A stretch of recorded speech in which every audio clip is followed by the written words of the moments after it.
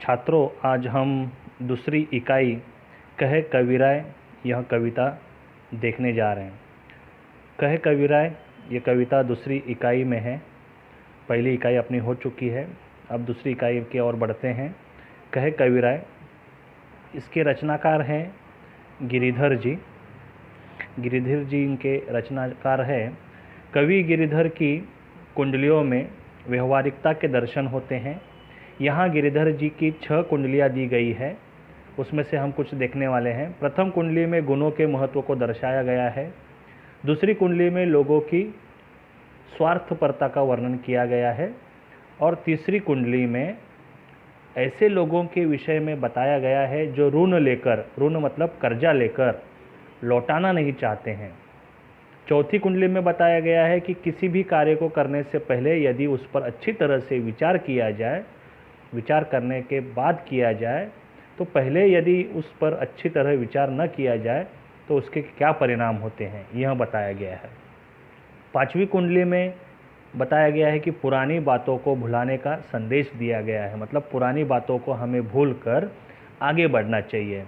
और अंतिम कुंडली में उन्होंने गॉड यानी ईश्वर को हमेशा स्मरण करना, याद करना, अपने मेमोरी में रखना और उससे अपने को बल मिलता है, ताकत मिलती है, ऐसा बताया गया है। तो ये सारी कुंडलियाँ हैं और कहे कविराय में अपन देखने वाले कुछ कुंडलियाँ।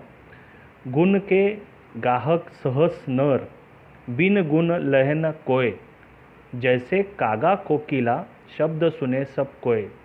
शब्द सुने सब कोय, कोकिला सबे सुहावन, दो के एक रंग, काग सब भय अपावन। कहे गिरिधर कविराय, सुनो हो ठाकुर मन के, बिन गुण लह न कोय, सहस नर गाहक गुण के। अब इसमें जैसे कि मैंने पहले आपको बताया, पहली कुंडली में उन्होंने गुण का महत्व बताया है, गुणों का महत्व, हमारे अंदर अच्छे गुण होने चाहिए। तो इसका भावार्थ इस तरह से हम लिख सकते हैं, बता सकते हैं कि हजारों लोग गुणी व्यक्तियों को पसंद करते हैं। गुण के ना गाहक सहस नर, बिन गुण लह न कोई, मतलब हजारों लोग गुणी व्यक्तियों को पसंद करते हैं, गुणों के बिना कोई किसी को पसंद नहीं करता है।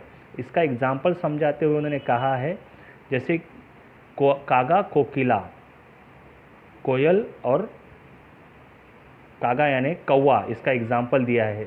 शब्द सुने सब कोय, शब्द सुने सब कोय, कोकिला सबे सुहावन। तो इसमें क्या है, जिस प्रकार कौवे और कोयल की बोली को सभी सुनते हैं, पर कोयल सभी को अच्छी लगती है। कोकिला सबे सुहावन, कौवे और कोयल दोनों का रंग एक जैसा होता है, दोनों के एक रंग, काग सब भय अपावन, मतलब दोनों का रंग एक जैसा होता है, परंतु कौवे को लोग अपावन यानी अपवित्र मानते हैं। तो आगे कहते हैं, कहे कवि गिरधर, सुनो हो ठाकुर मन के। तो कवि गिरधर कहते हैं कि लोगों, मन की बात सुनो, गुणों के बिना कोई किसी को पसंद नहीं करता है। हजारों लोग गुणी व्यक्तियों को ही पसंद करते हैं। कहे कवि गिरधर, सुनो हो ठाकुर मन के, बिन गुण लहे न कोई, सहस नर गाहक गुण के। तो गुण का महत्व इन्होंने इस तरह से बताया है। इसका एग्जाम्पल उन्होंने कोयल और कागा यानी कौवे का एग्जाम्पल दिया है। दोनों दिखने में एक जैसे होते हैं, लेकिन कौवे को अपावन माना जाता है और कोयल को सुहावन माना जाता है, क्योंकि उसके गुण के कारण। कोयल की आवाज़ सुनने में अच्छी लगती है और कौवे की आवाज़ हमें सुनने नापसंद होती है। तो इसलिए ये दोनों में जो अंतर है वो गुणों का है।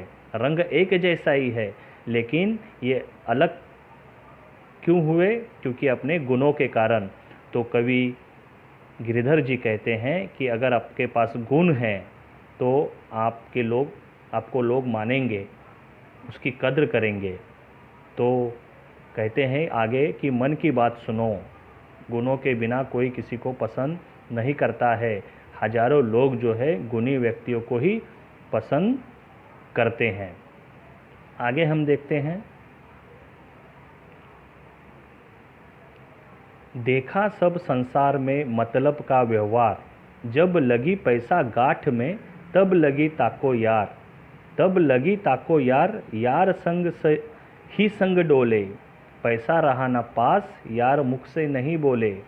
कहे गिरधर कविराय जगत का यही है लेखा, करत बेगरजी प्रीति मित्र कोई बिरला देखा।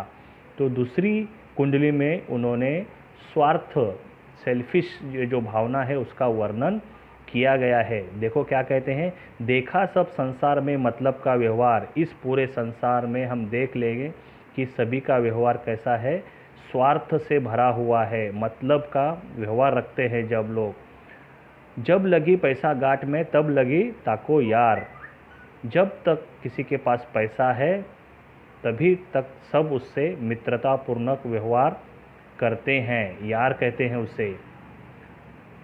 तब लगी ताको यार, यार संग ही संग डोले, पैसा रहा न पास, यार मुख से नहीं बोले। पैसा पास न होने पर सभी मित्र हर समय साथ अपने घूमते नहीं हैं। अगर पैसा रहा तो ही घूमेंगे, पैसा पास होने पर सभी मित्र हर समय साथ रहते हैं, साथ घूमते हैं।